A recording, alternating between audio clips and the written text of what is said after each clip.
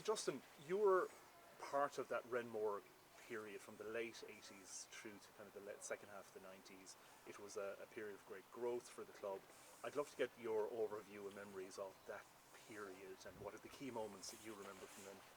Well, I suppose, Tom, where it all started for me with Renmore was the late 80s. I played with Moorview United in the Connacht Senior League, and I had finished playing with them, and Mike Buckley was the manager of Renmore in the late 80s, and he asked me would I like to come across and play with Renmore. So that's where it really started, and I played maybe a couple of seasons under Mike. The management changed and Vinnie Hopkins took over, and in that first season with Vinnie in charge, I unfortunately picked up a knock, and inevitably I was no good to the team, but I was good in some other areas in the club, so they asked me would I get involved with one of the underage teams, which I subsequently did. I think it was the minor team at the time, and they asked me would I do the reserve league team the same year. So I took some of the players out of that minor team. There weren't sufficient games for them to play, so I asked them would they be interested in playing the reserve team, and we got a very decent side together, and we went on to win the reserve league. That was in 1991, and we beat Hibs in the final in Terryland 2-1, and Gerard Prendergast I think got the winning goal from Renmore Park. And subsequent years after that, 92, 93, there was a lull in the underage in Renmore. There were only two teams, if my memory serves me right, 15 and 18, and Bernard Shapiro asked me would I give a hand in trying to maybe get it up and running again. Lurgan Park was a new estate at the time, and we targeted that area. We held weekly sessions every Saturday morning. So Justin, you were talking about that period, kind of 93 to 94, just a bit of a lull in Renmore, and you want to try and grow it again. Maybe talk a little bit around your kind of how you found the players. Yeah. Well, Lurgan Park was just a brand new housing estate at that time, and there were a lot of young families moving in, and we target some of the players from there. And we ran Saturday morning coaching sessions. Some of the players from the first team came down and helped. I remember Tommy Lally coming across every Saturday morning and gave his time to help out with the coaching, and he was giving me pointers in the coaching field as well. But that led then to a couple of underage teams being started the following season, so the cycle was beginning to start all over again. And Renmore then began to have underage teams at maybe under 10, 11 and 12, and started to compete again at those age groups. Very good. And of course that also led to that growth of Renmore. We had a very significant period in 96. Maybe you'd be good enough to give us your memories and recollections of that season. Well, I'll start the season before, because that's the year I took over as manager, which is 94, 95. And it was a big challenge to me to manage a Premier League team, my first foray really into the coaching sphere. But I assembled what I thought was a reasonably good squad. Renmore had always been noted for cup runs, and that particular first season we went all the way to the Connacht Cup final. Unfortunately, we were beaten 2-1 after extra time by Galway Hibernians.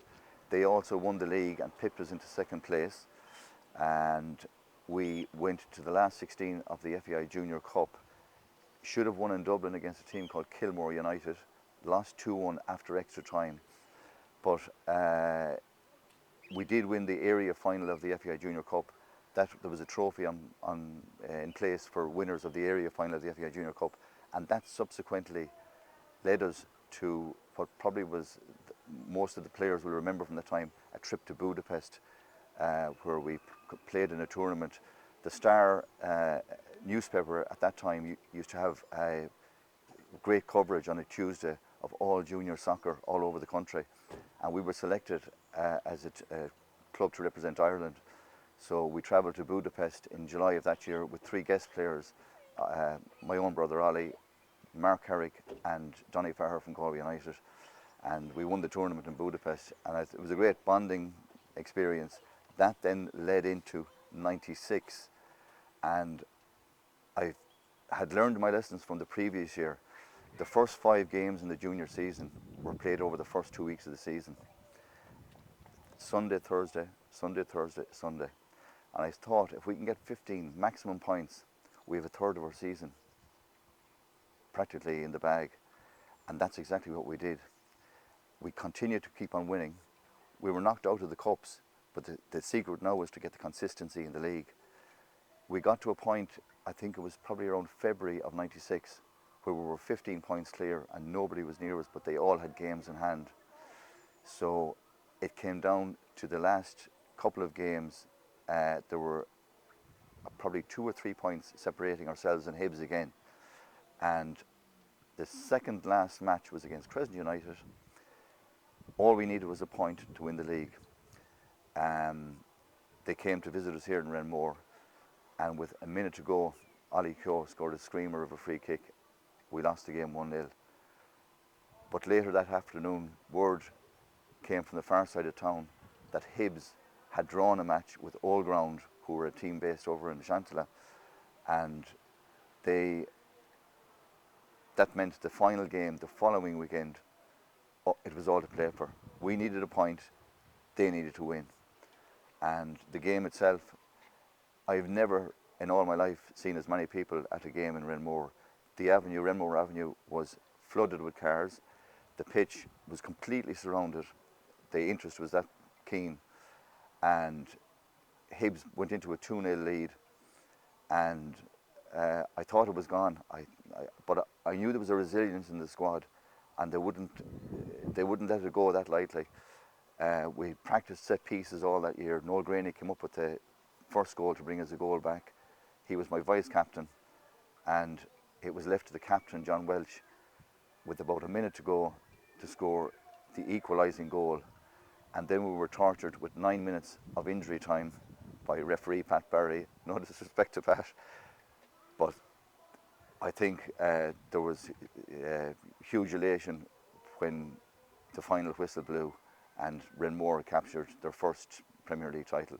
Ironically, the first man that came over to me that day was the late Sonny McHugh from Crescent, who had beaten us the previous week, to congratulate me. There was a great respect. Absolutely brilliant, and that's a stand-up memory for the club.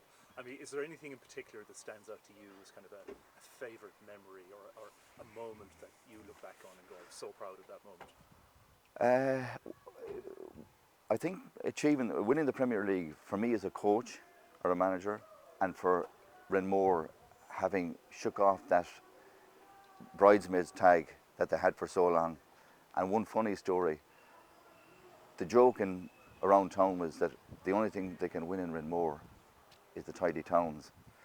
And on the day we won the Premier League, the final whistle went. Noel Graney stripped off his jersey with a t-shirt, tidy towns, and all the years listed that they won it, Premier League champions '96. So that to me sums up, you know.